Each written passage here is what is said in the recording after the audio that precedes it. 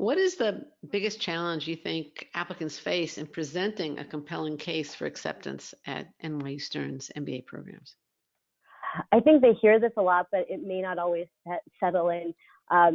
Being their most authentic self. To be completely honest, I think people feel like they have to fit into a persona, or there's like a specific type of person that schools are looking for, or that we're looking for at Stern. And what I think makes our program so rich is the different types of people that we have in the program, with varying interests, with varying desires, and with varying superpowers, if I might call it.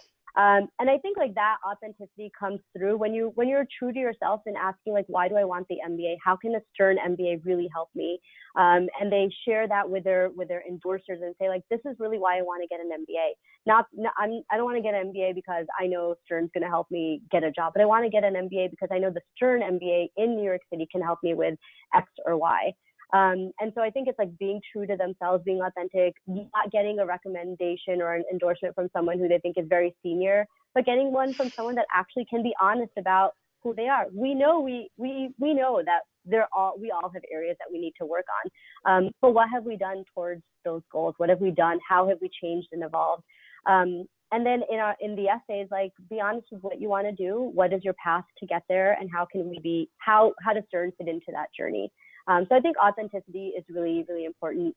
All of the school, we all have class profiles that we post up there that have like a lot of averages on them, and people get really, really stuck on those averages instead of looking at the ranges that 80% of our students get within those ranges. And so,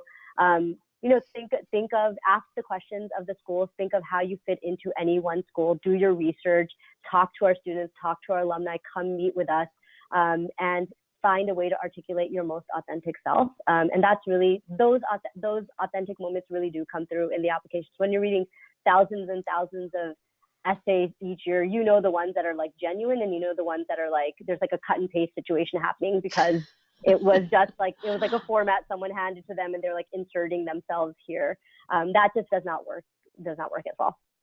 Yeah, I think listeners would be surprised at how easy it is to tell when you're reading them. You can also, sometimes I think it's not even so much that they're intentionally trying to fit into some template or present themselves in a false way. I think sometimes they answer the question on a very superficial level, and they need to kind of peel the onion a little bit and go deeper. Why are you saying that? You know, almost like a 4-year-old will say why, that's what they have to do themselves when they're answering some of these questions. I think what's really, as I mentioned before, I have 2 young children, and one of the things that's fascinating about young kids is watching them become little human beings, and the different interests that they have. So like my daughter loves puzzles, and she loves problem solving, and she loves piecing things together, and so she asks questions and makes these connections. And as an admissions officer, it's unfortunately like an occupational hazard, because I'm like, oh, you'd be really good at consulting because you like problem solving. Whereas she really, really just wants to know like how the door is stuck to the wall or something like that.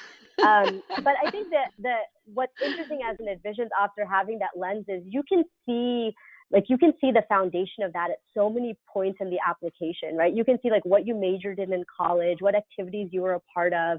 You can see in the Pick 6 essay, like what's inspired you and made you excited about what you want to do. How have you gotten to the place that you've gotten? And I give this example about my daughter in puzzles a lot, and people are like, that makes so much sense, because when I was a kid, I really liked X, and now I'm doing Y. And they're making these connections, and in admissions, that's what we're doing. We're making the connections to see, like, is this person ready for the classroom? Will they be successful in our program? Will they be able to, like, get the type of position that they want? How are they going to be as a leader when they graduate? So we're connecting those dots as we're reviewing the application. And the best applications are the ones where the applicants are self-aware enough to say, okay, yes, I know why this is the story. I've always been, like, tangentially interested in the future, and now I want to become a product manager at a small startup. The story makes sense, and they've done these things sort of like unknowingly or knowingly along the way to like really help them get there.